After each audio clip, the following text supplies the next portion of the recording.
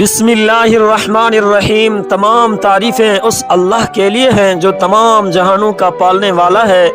درود و سلام ہو سید الانبیاء خاتم النبیین حضرت محمد مصطفیٰ صلی اللہ علیہ وسلم پر۔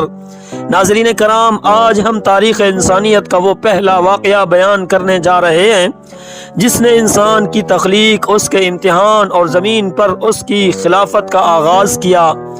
یہ واقعہ صرف ایک قصہ نہیں بلکہ ایک سبق ہے، ایک پیغام ہے اور ہماری اصل پہچان ہے۔ آئیے چلتے ہیں اس سفر کی طرف جہاں سب کچھ شروع ہوا۔ ناظرین کرام، اللہ رب العزت نے جب زمین و آسمان، چاند، سورج، ستارے، فرشتے، جنات اور سب کچھ پیدا کر لیا تو اللہ تعالی نے ارادہ فرمایا کہ اب زمین پر ایک خلیفہ پیدا کیا جائے۔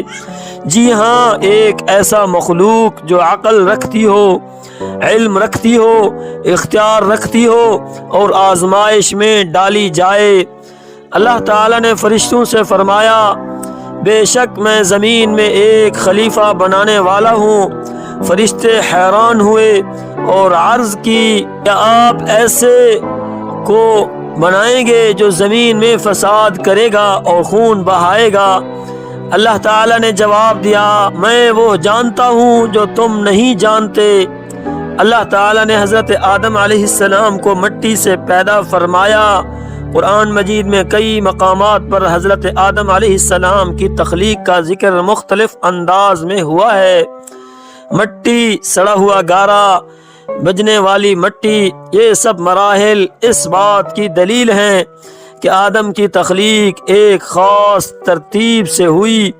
پھر اللہ تعالی نے حضرت آدم میں اپنی روح پھونکی۔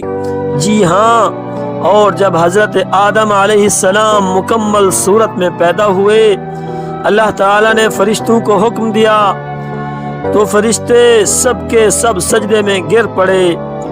سب نے سجدہ کیا مگر ایک مخلوق نے انکار کیا، وہ تھا ابلیس جو جنات میں سے تھا۔ اللہ تعالی نے پوچھا، ترجمہ، تجھے کس چیز نے روکا کہ تو نے سجدہ نہ کیا جب میں نے حکم دیا؟ ابلیس نے کہا، ترجمہ، میں اس سے بہتر ہوں، آپ نے مجھے آگ سے پیدا کیا اور اسے مٹی سے۔ اللہ تعالی نے اسے اندائے درگاہ کر دیا اور فرمایا، نکل جا یہاں سے، تو مردود ہے۔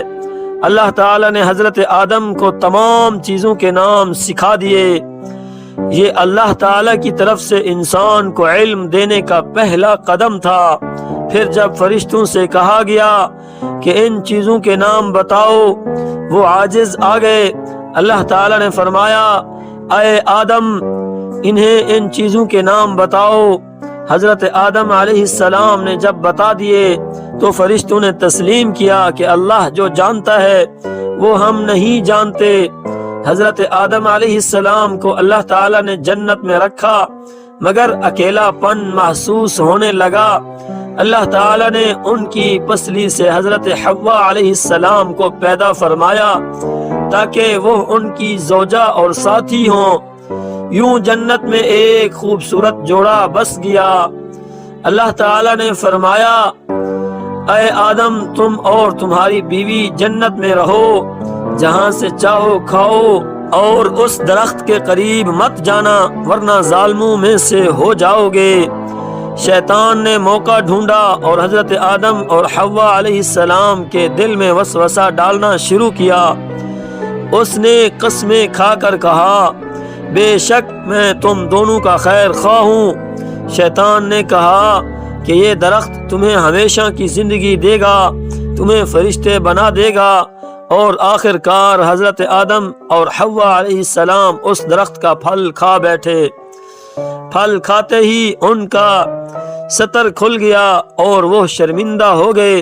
وہ جنت کے پتے اپنے جسم پر رکھنے لگے۔ اللہ تعالی نے فرمایا، اور یوں اللہ نے انہیں جنت سے زمین پر اتار دیا، تم سب یہاں سے نیچے اتر جاؤ۔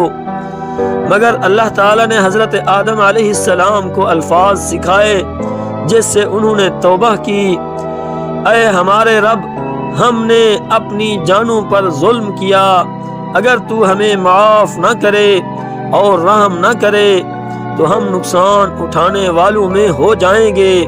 اللہ تعالیٰ نے ان کی توبہ قبول فرمائی۔ حضرت آدم علیہ السلام کو نبوت عطا کی گئی اور انسانیت کا سفر زمین پر شروع ہوا۔ ناظرین، یہ واقعہ ہمیں ایک بہت بڑا سبق دیتا ہے۔ انسان خطا کا پتلا ہے مگر توبہ دروازہ نجات ہے۔ شیطان ہمارا ازلی دشمن ہے، وہ ہر وقت بہکانے کی کوشش کرتا ہے۔ اللہ تعالیٰ سب سے زیادہ رحم کرنے والا ہے۔ عزیز ناظرین، آپ نے وقت نکالا، اس عظیم واقعے کو سنا، سیکھا اور یقیناً محسوس بھی کیا ہوگا۔ یہ ویڈیو محض معلومات نہیں بلکہ آپ کے دلوں کو جگانے کی ایک کوشش ہے۔ اگر آپ چاہتے ہیں کہ ایسے ہی ایمان افروز، علم سے بھرپور اور دل کو چھو لینے والے واقعات مزید سنتے رہیں تو ہماری گزارش ہے ہمارے چینل کو سبسکرائب ضرور کریں، ویڈیو کو لائک کریں، اپنے دوستوں کے ساتھ شیئر کریں اور کمنٹس میں سبحان اللہ ضرور لکھیں۔ آپ سب کے لیے دل کی گہرائیوں سے ہم دعا کرتے ہیں اللہ آپ کو دین و دنیا کی کامیابی دے، آپ کی ہر مشکل آسان ہو، آپ کے گھروں میں خوشی، برکت اور سکون ہو اور جنت الفردوس میں نبی پاک صلی اللہ علیہ وسلم کا ساتھ نصیب ہو۔ آمین یا رب العالمین۔ اگر آپ چاہیں